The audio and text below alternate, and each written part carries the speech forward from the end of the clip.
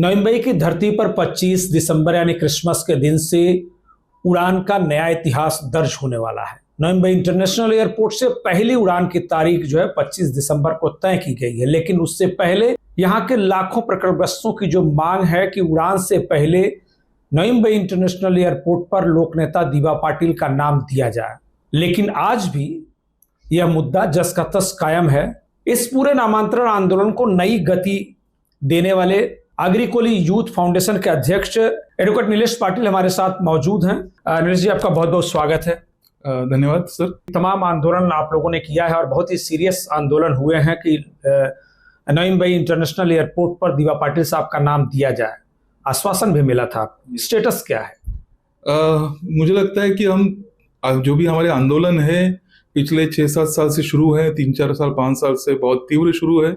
और अभी की जो लेटेस्ट क्रोनोलॉजी थी, 6 अक्टूबर को हमने एक जन आक्रोश आंदोलन का नियोजन किया हुआ था, जिसके पार्श्वभूमि में 3 अक्टूबर के दिन सम्माननीय जो हमारे सीएम साहब हैं, मुख्यमंत्री जी, उन्होंने इसके लिए ऑफिशियल मीटिंग बुलाई थी सह्याद्री पे। वहां पे काफी डिस्कशन हुआ और उन्होंने आश्वासित किया हुआ था कि अगले 2 महीने के भीतर ये जो प्रक्रिया है पूरी हो जाएगी। और विमान जो अभी उन्होंने उस वक्त कहा था, बिकॉज 8 अक्टूबर को उसका उद्घाटन होना था एयरपोर्ट का, तो उन्होंने कहा था कि ये एक औपचारिक उद्घाटन है। एक्चुअल में जो ऑपरेशंस है वो ऑपरेशंस उसके बाद में शुरू होने वाले हैं, लेकिन बिफोर ऑपरेशन हम नाम आपका हो जाएगा, ऐसा उन्होंने आश्वासित किया था। उन्होंने करीबन 2 महीने का वक्त उस वक्त बोला हुआ था, 2 महीने से 2.5 महीने के अंदर अंदर ये सारी प्रक्रिया पूरी हो जाएंगी। और हमने ये काउंटिंग रखा था कि 3 अक्टूबर से लेके 3 दिसंबर तक हम लोग वेट करेंगे। हम लोग उनके कहने पे हम रुके हुए थे, हमारी तैयारी जो चालू थी उसके बावजूद भी। तो लेकिन 3 दिसंबर जो है वो अभी अगले 3 दिनों में आने वाला है। आज हम लोग 28 तारीख में बात कर रहे हैं और अभी ये भी सुनने में आया हुआ है कि 25 दिसंबर को ऑपरेशन स्टार्ट हो रहा है। टेक ऑफ लैंडिंग शुरू होने वाली है। काफी लोगों ने एयर टिकट्स बुक करे हैं, एयर टिकट्स काफी वायरल हो रहे हैं। तो 25 दिसंबर के तो आगे जाने का कोई मतलब चांस ही नहीं है। तो 25 दिसंबर को अगर शुरू हो रहा है तो 25 दिसंबर से पहले नाम लग जाना चाहिए। ये हमें ऐसा लग रहा है कि ये हो जाना चाहिए।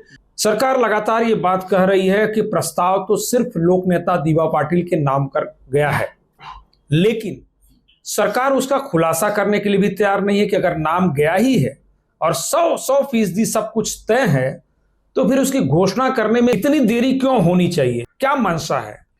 मुझे लगता है कि ये शायद सरकार को ही पता होगा कि वो इतना देरी क्यों कर रही है। बिकॉज वो कहने के लिए तो काफी सारी चीजें कह रही है कि उन्होंने करा भी है। मतलब ठाकरे सरकार ने पहले कैबिनेट में ठहराव लिया, फिर इन्होंने भी, युति सरकार ने, और जो आज की सरकार है उन्होंने भी उसका ठहराव मंजूर किया, विधि भवन में उसको मंजूरी दी, विधानसभा विधान परिषद में, और फिर केंद्र के पास भेजा। उसको आज 2.5 से 3 साल पूरे हुआ है। हमें लगता है ये बीरबल की खिचड़ी वाला हिसाब है कि उसको लटका के तो रखा हुआ है और आग इतनी दूर रखी है कि ना वो बनती है ना खा सकते हैं। मतलब दिख रही है कि बन रही है, लेकिन हम उसे खा नहीं सकते। तो अगर ये बीरबल वाली खिचड़ी का हिसाब है तो लोग बेवकूफ नहीं है, तो लोग उसका जवाब देना जानते हैं। हम उसका जवाब जरूर देंगे। नरेंद्र मोदी जी के ऊपर कोई ऐसा दबाव नहीं है कि वो घोषणा ना कर सकें, लेकिन वो स्वयं आए एयरपोर्ट स्थल पर, उन्होंने उद्घाटन किया, लेकिन एक बार भी एयरपोर्ट के नामांतरण का जिक्र उसमें नहीं आया। तो इसे क्या समझा जाए? जिस हिसाब से ये लोग कर रहे हैं, मतलब जब उन्होंने मंजूरी दी थी तो कम से कम वो हिंट दे सकते थे कि बाबा जल्द ही स्थानिक भूमिपुत्रों की मन की आशा पूरी हो सकती है, एक बहुत अच्छी गुड न्यूज आने वाले समय में आप सबको मिल सकती है। ऐसी कुछ भाषा करने में कोई हर्ज नहीं था। और गोवा की अगर हम बात करें, जिसका मनोहर पर्रिकर जी के नाम से जो मोपा का एयरपोर्ट है, उसकी घोषणा तो उन्होंने एडवांस में करी थी। ना ही उस केस में कोई कैबिनेट का डिसीजन हुआ था, ना ही कोई विधानसभा में कोई डिसीजन हुआ था। मतलब राज्य ने भी कोई प्रस्ताव नहीं बनाया था। उसके बावजूद उन्होंने अधिकृत घोषणा उसकी कर दी थी और उसके बाद में बैकएंड पे पेपर बन गए थे। तो यहाँ पे भी उनको ये घोषणा करने में कोई हर्ज नहीं था, ऐसा हमारा मानना है। बाकी वो बोल सकते कि बाबा इसकी कानूनी प्रक्रियाएं जो है वो पूरी होंगी, वो पूरी होने के बाद ये प्रक्रिया होने के बाद ये नाम फाइनल हो जाएगा। तो ऐसा बोलने में हर्ज नहीं था, लेकिन ये नहीं बोल रहे हैं, उसके लिए हमारे अंदर जो शक है, उस शक जो है वो हमारे अंदर वो पनप रहा है उसकी वजह से। और उसके लिए हम लोग जैसे अभी काफी सारे हमारी जो समिति इसके ऊपर काम कर रही है, उसके मेजर पदाधिकारी जो बीजेपी से हैं, तो हम कोशिश कर रहे हैं कि भाई ये अपनी बात रखे और ये जो बोल रहे हैं उस हिसाब से काम कंप्लीट करें, लेकिन हम उनके ऊपर कंप्लीटली डिपेंडेंट नहीं है।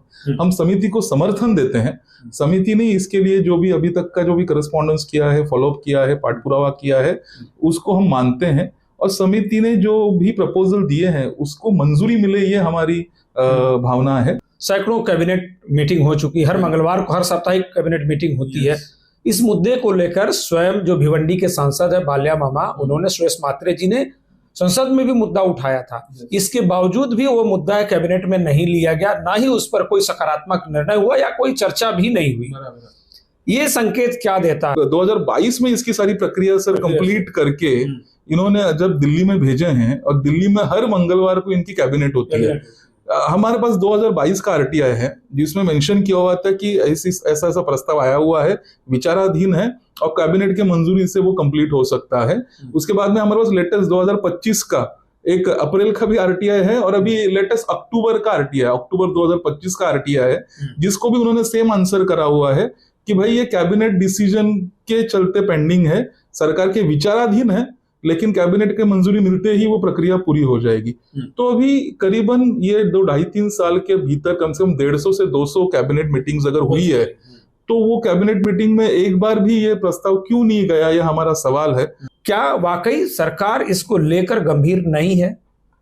सर अभी जिस हिसाब से ये आखिरी मोमेंट तक, मतलब आखिरी मोमेंट तक ये जो खींचा जा रहा है, उसके चलते तो दिख रहा है कि ये गंभीर नहीं है। मतलब ये एक चीज बोल देते कि भाई हमने ये मंजूर करके दिल्ली भेजा है, ये रट लगा के रखे हुए हैं, जिसके चलते वो लोगों को शांत करता है।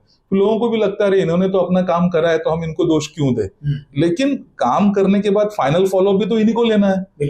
अगर ये कैबिनेट में क्यों डिस्कस नहीं हो पा रहा है? कितनी बार सीएम साहब दिल्ली जा चुके हैं, कितनी बार यहाँ के मिनिस्टर दिल्ली जा चुके हैं, यहाँ के स्टेट मतलब विमान उड्डयन के जो स्टेट मिनिस्टर महाराष्ट्र से हैं, तो इतना सब होने के बावजूद भी ये अगर नहीं हो रहा है तो उनकी मंशा पे संदेह तो जरूर होता है। तो मुझे लगता है आइडियलिज्म का शायद फर्क है। वो जो दिवा साहब की जो आइडियलिज्म है, वो आइडियलिज्म जो लोगों के लिए काम करने वाले आइडियलिज्म है, शायद बीजेपी की आइडियलिज्म नहीं है।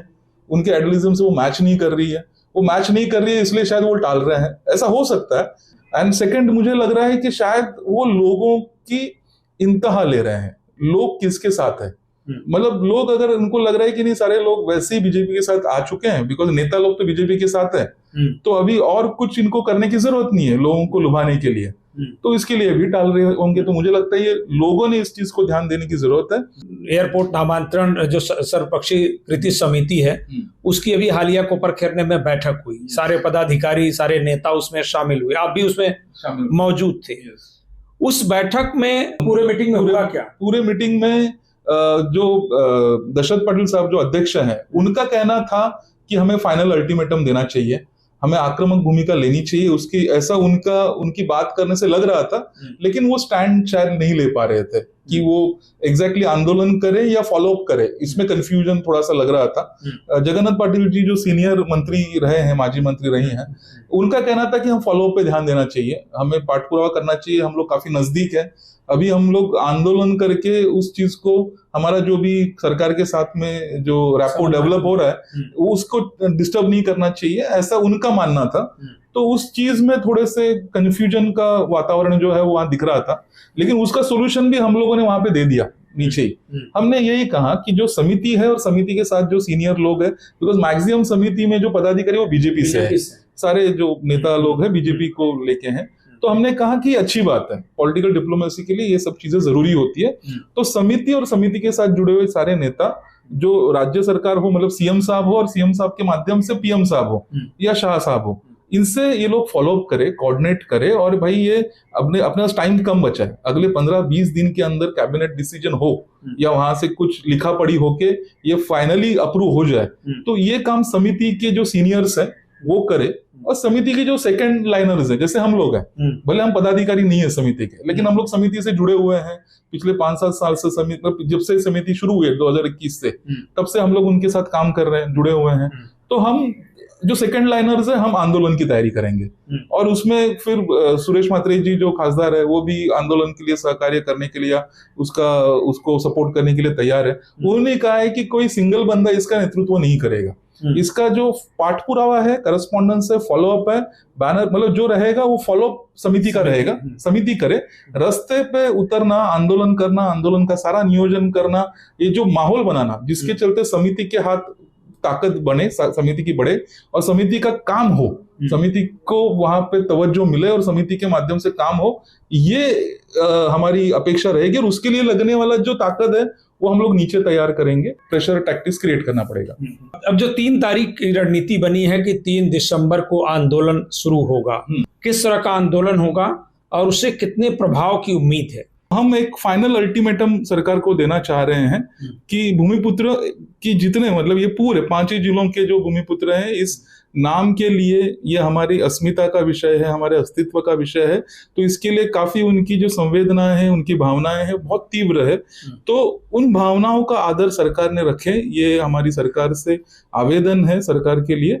अगर वैसे नहीं होता है तो एक बहुत बड़ा बेमुदत आंदोलन जो है वो शुरू होने वाला है। एक 2 दिसंबर को हम सारी जो 5 जिलों की संगठनाएं हैं, उन संगठनाओं की एक मीटिंग हम लोग बुला रहे हैं, और उसमें हमारा डिस्कशन ऑलरेडी चालू है। मतलब फोन वगैरह पे हम लोग एक दूसरे से जुड़े हुए हैं। हर कोई वही पूछ रहा था कि आगे क्या करना है। 25 को अगर ये उड़ान भरने वाले हैं तो 25 से पहले ये आंदोलन होगा, वो 20-22 तारीख के आसपास होने की आशंका है। एंड वो शायद कंटिन्यूअस तरीके का आंदोलन होगा। मतलब ये अभी लक्ष्य विधि टाइप वाला आंदोलन नहीं होगा। अभी हम बैठेंगे तो उठेंगे नहीं वाला हिसाब होगा, और ये लंबा चलेगा। मतलब हो सकता है 5 ही जिले इसमें शामिल हो, हम 5 जिलों का हो सकता है पदयात्रा काइंड ऑफ थिंग हो। काफी सारी चीजें हमारे दिमाग में चल रही है कि इसका स्वरूप कैसा होगा, और उसकी सारी जो जन जागृति है उसके लिए हमारे पास एक सफिशिएंट टाइम है। मतलब 15 से 20 दिन हमारे हाथ में है। उसमें सारे जिलों के भूमिपुत्र इन्वॉल्व होंगे। और क्या है कि हम जिस जगह है वो जगह, आप नासिक से आना हो, अहमदाबाद से आना हो, पुणे से आना हो, गोवा से आना, मुंबई को कहीं से भी कनेक्ट करो, जाना हमसे ही है, नई मुंबई से है। या तो आप अटल सेतु से जाओगे तो भी हमारे यहाँ से गुजरना है, वाशी से जाना है तो हमें यहाँ से गुजरना है, आप ऐरोली से जाना है तो हमारे यहाँ से गुजरना है, आपको थाना से जाना है तो हमारे यहाँ से गुजरना है। तो सब मुंबई की जो पूरी नब्ज है, एयरपोर्ट के आने वाले सारे रास्ते हमारे पास हैं।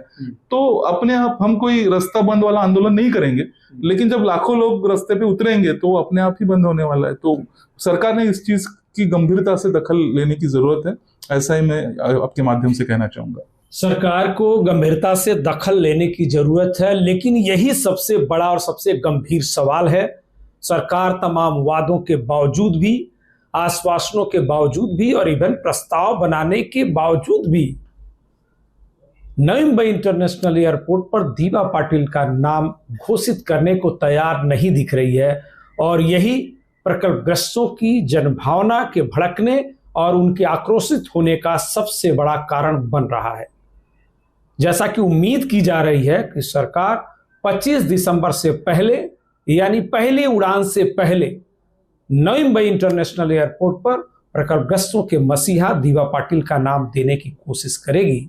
अगर ऐसा नहीं होगा तो उसे आंदोलनों का सामना एक बार फिर से करना पड़ेगा। आज की बातचीत में बस इतना ही। दीजिए हमें इजाजत, लेकिन ताजा तरीन खबरों के लिए देखते रहिए TV1 इंडिया लाइव। नमस्कार। लेटेस्ट अपडेट्स और ताजा तरीन खबरों के लिए TV1 इंडिया लाइव को सब्सक्राइब कीजिए और नोटिफिकेशन पाने के लिए बेल आइकॉन को दबाना मत भूलिए।